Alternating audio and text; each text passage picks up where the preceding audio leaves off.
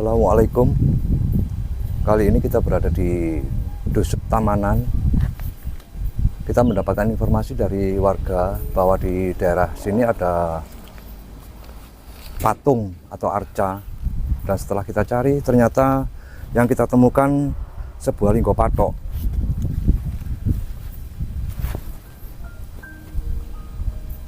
Linggo patok ini kita perkirakan sebuah batas wilayah suci. Ini seharusnya ada empat pasang. Ini cuma kita temukan satu, tidak tahunya nanti di lokasi lain itu bisa kita cari lagi. Kita juga belum bisa memastikan wilayah suci apa yang memiliki linggo patok ini. Yang jelas wilayah ini benar-benar istimewa sampai memiliki batas wilayah berupa linggo patok ini. Konon katanya dulu sempat dipindah oleh warga dari lokasi ini, tapi balik lagi ke sini. Tapi kita sendiri tidak bisa memastikan. Soalnya meskipun dipindah, orang ini sudah seharusnya berada di sini untuk menunjukkan batas wilayah suci.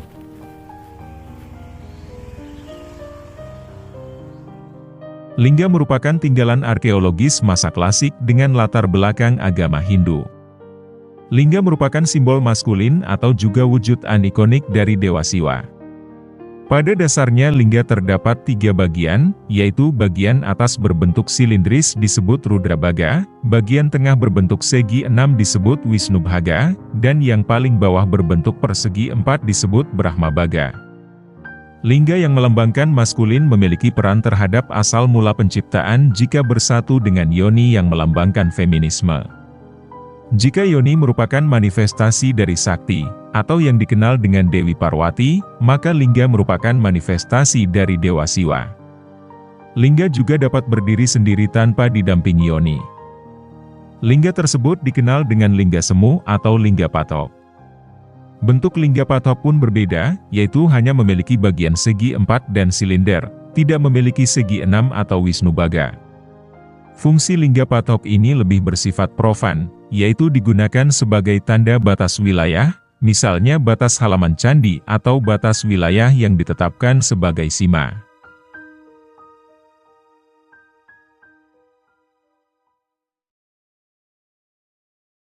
Menyambung dari temuan kita linggo patok yang tadi kita temukan, kita coba menelusuri di sekitaran wilayah Dusun Tamanan ini.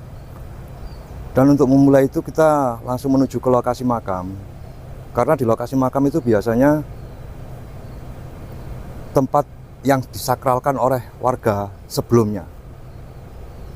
Dan seperti yang kita duga, kita menemukan banyak sekali batu bata yang ukuran besar. Kemungkinan ini era Majapahit. Tapi sudah alih fungsi menjadi batu nisan. Ini lazim kita temukan di reruntuhan-reruntuhan seperti ini. Kita coba untuk mencari bukti-bukti yang lain.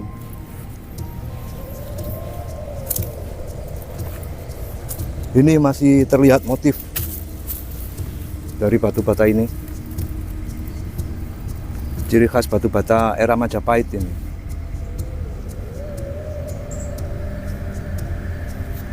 Kepulungan sendiri itu menarik dikarenakan di naskah-naskah kuno termasuk di kitab Negara Kertagama itu Kepulungan itu disebut dan sempat beberapa kali Prabu Hayam Wuruk singgah dan menginap di daerah sini. Coba kita temukan satu lingga patok. Nah, ini seperti yang kita duga, kita temukan satu lagi lingga patok. Dan kemungkinan ini masih berhubungan dengan yang ada di sebelah jalan tadi. Jadi kita harus bisa menemukan yang 2 lagi. Ini kemungkinan ada 4 kayak gini. Tapi untuk sementara kita masih belum bisa melacak di mana keberadaan yang 2 lagi. Seperti yang kita ketahui, lingga patok ini menunjukkan batas satu wilayah yang disucikan atau wilayah istimewa. Tapi sementara ini kita belum bisa memastikan wilayah apa yang disucikan hingga memiliki batas Lingga Patok seperti ini. Di sini banyak juga artefak-artefak yang kita temukan, tapi kita tidak bisa mengeksplor lebih dalam dikarenakan ini makam yang masih dipakai. Jadi kita hanya mencari bukti-bukti yang ada di luar. Seperti penjelasan yang kita dengar dari Kang Bastian ya teman-teman, salah satu kendala kita di sini adalah selain makam, lokasi pemakaman ini masih dipakai, banyak sekali batu bata dari era kerajaan Majapahit yang dialihfungsikan untuk nisan makam. Kang, kenapa kok kalau ada Lingga Patok itu salah satu tempat yang istimewa? Iya, karena Lingga Patok itu biasanya berhubungan dengan tempat yang disucikan. Sebagai contoh, tempat untuk pemujaan, batas-batas wilayah pemerintahan, itu semuanya ditunjukkan dengan Lingga Patok. Biasanya ada 4. Coba kita lihat lagi bukti-bukti sejarah apa lagi yang ada di wilayah sini. Ini sangat disayangkan ya, kita belum bisa mempelajari tapi sudah berubah menjadi makam. Tapi itu hal yang sangat lumrah. Kang, kenapa kok peninggalan-peninggalan yang bersejarah, baik itu candi, baik itu tempat peribadatan, kok pada akhirnya di masa sekarang kok kebanyakan menjadi pemakaman umum gitu, Kang? Soalnya gini, orang kita dulu itu berpendapat bahwa seseorang itu dimakamkan harus di tempat yang istimewa. Dan salah satu tempat yang istimewa itu tempat yang memiliki sudah sejak zaman dulu itu sudah dipergunakan untuk tempat pemujaan. Tempatnya itu biasanya lebih tinggi dari wilayah sekitar. Itu pasti dipakai untuk pemakaman, areal pemakaman. Seiring berjalannya waktu, pemakaman itu menutup identitas dari situs itu sendiri. Sehingga kalau sekarang kita banyak menemukan candi itu berubah jadi makam umum. Itu sebenarnya salah satunya unsur ketidaksengajaan, karena dianggap lokasi itu istimewa, akhirnya dijadikan sebuah makam. Dan seiring bertambahnya waktu, akhirnya makam itu sendiri semakin tertutup dan semakin sulit untuk dipelajari. Ya salah satu contoh seperti ini. Untung kita masih bisa melihat Lingga Patok itu. Kalau kita tidak ada Lingga Patok itu ya sangat susah. Kita harus mencari 2 lagi Lingga Patok itu. Ya, terkait Lingga Patok ya, Kang? Ya. Ada ciri khas tersendirikah di era kerajaan itu? Maksudnya di era masa misalkan Singosari dengan Majapahit, Lingga Patoknya beda apakah masih sama gitu, Kang? Kalau secara itu kebanyakan sama. Jadi kita sulit untuk membedakan, kecuali ada artefak-artefak yang mendukung. Misalkan kita di sekitaran Lingga Patok itu menemukan pecahan-pecahan keramik atau bekas percandian, itu bisa dilihat dari motif ukir dan lain-lain. Sedangkan kalau Lingga Patok sendiri itu tidak memiliki relief atau ukir tersendiri. Jadi kita susah untuk membedakan. Artinya harus ada bukti pendukung. Harus ada bukti pendukung selain Lingga Patok itu.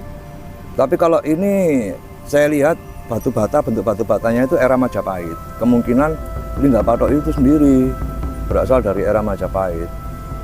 Tapi kita masih belum bisa memastikan lokasi yang disucikan ini apa, sebuah tempat peribadatan kah, atau tempat pemukiman, atau pandermaan. Kita masih belum bisa mempelajari itu karena terlalu minim literasi. Untuk Kepulungan sendiri yang Kang Bastian ketahui itu salah satu tempat yang seperti apa? Kalau Kepulungan sendiri itu sangat istimewa. Yang bisa kita lihat seperti yang saya sebutkan di depan tadi, di negara Kertagama itu Kepulungan itu disebut dan sempat beberapa kali disinggahi oleh Prabu Hayam Wuruk. Bahkan sang Prabu sendiri itu sempat menginap di wilayah Kepulungan ini. Jadi otomatis di era sejaman itu Kepulungan ini salah satu tempatnya sangat istimewa, Sehingga sang raja berkenan untuk menginap. Iya. Iya.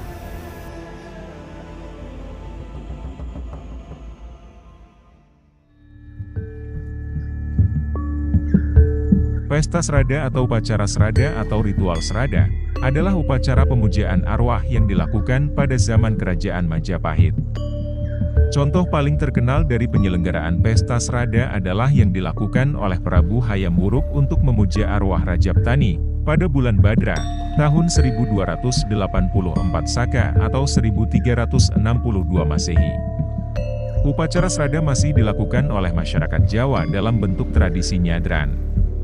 Pesta ini disebutkan sekilas saja dalam Pararaton, tetapi pada negara Kertagama dijelaskan secara panjang lebar, pada pupuh 63 hingga 67. Dari catatan sejarah itu, dapat diketahui dengan terperinci bagaimana jalannya pesta Srada pada masa lalu. Upacara Srada besar-besaran juga pernah dilakukan oleh Sri Girindrawardhana, yaitu pesta Srada untuk memperingati 12 tahun kepergian Prabu Singawardhana, dilakukan pada 1408 Saka atau 1486 Masehi. Acara ini juga dimanfaatkan untuk mengeluarkan prasasti pengukuhan tanah Trailokyapuri atau prasasti Jiyo, sebagai hadiah mendiang Singawardhana kepada Sri Brahmaraja Ganggadhara.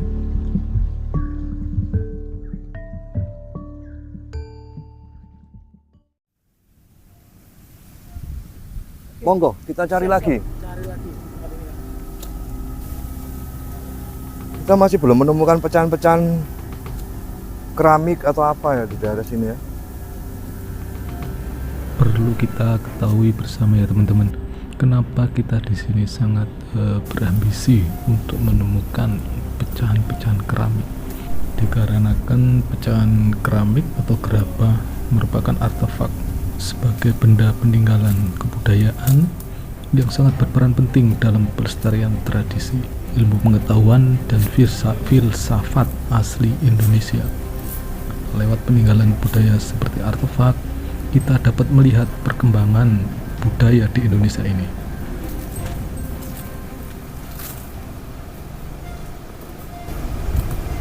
Sana artefak belas ya. Kok iso ana pecah-pecahan belas?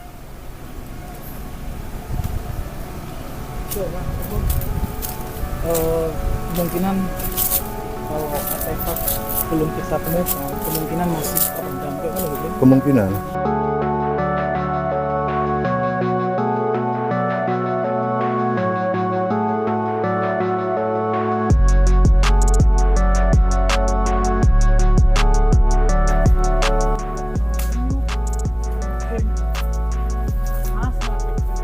Jar sopo aku mang di kono ya pas entar-entar ya sengene. Saya sama golek di pojok-pojokan ini biasanya di pojok-pojokan ini.